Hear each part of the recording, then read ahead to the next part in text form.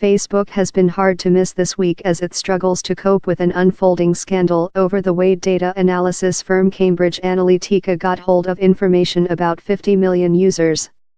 In the wake of the furor, Facebook has promised to take a tougher line with apps and others who want to mine the mountain of data the social network has stockpiled about its 2 billion active users. In an interview, Chief Executive Mark Zuckerberg said he had not seen a meaningful number of people leaving the site. And, as others have pointed out, even if you delete your Facebook data, it will still keep track of you via those friends and acquaintances who keep using the social network. Not mistakes with user data, it seems. In a widely shared story, Josh Constan at news site TechCrunch detailed the many different ways over the last 10 years that the site had gathered too much data and shared it too widely.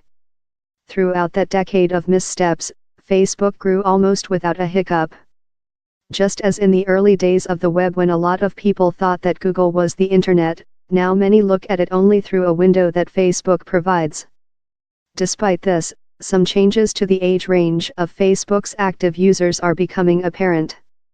The average age of its population is rising because young people are less interested in using it. They prefer other messaging and social media apps.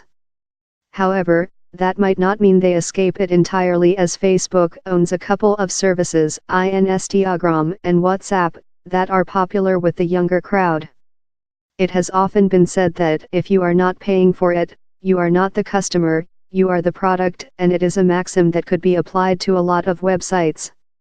Most are free to use, signing up is easy, and their terms and conditions can be agreed to with a single click. All it takes to get the extras is surrendering personal information. But those websites regularly betray the trust we place in them to safeguard that information, said Friederike Kaltheuner from digital rights group Privacy International. And, she said, many sites take the basic data and extrapolate from it to learn more about us. Any company with enough data about their users' behavior can gain exceptionally sensitive insights into users' lives, she said.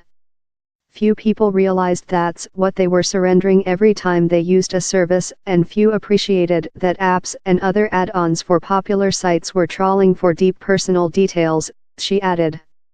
They do, said Chris Kumail, head of the Direct Marketing Association, and there was no doubt that businesses had prospered by making intelligent use of this information. But he said firms had to be more transparent about the way they used that data. In no way, shape, or form, should companies be collecting data on the public without their knowledge. It is not acceptable, he said. Customer confidence had been shaken by this week's revelations and would be only restored if companies showed more clearly what was being done with data they held, he told the Newsbay. Steps to restore this trust would include ring-fencing data and stopping the third-party trade in data, said Ofri Ben-Porat, head of tech firm Pixoni. Privacy is everything, he said. Without privacy, there is no trust, and without trust there is no respect. Jim Killick from the Open Rights Group said there were other problems with an online world powered by targeted adverts. The conviction that more data meant more productive ads had a downside, in that it drove sites to attract traffic at all costs. It meant they encouraged people to overshare, had given rise to clickbait and all those annoying adverts that promise far more than they deliver. In many cases, there were better ways to get the right adverts to the right people at the right time, he said. Targeted ads are a pretty poor model, he said. They give limited returns and create a race to the bottom.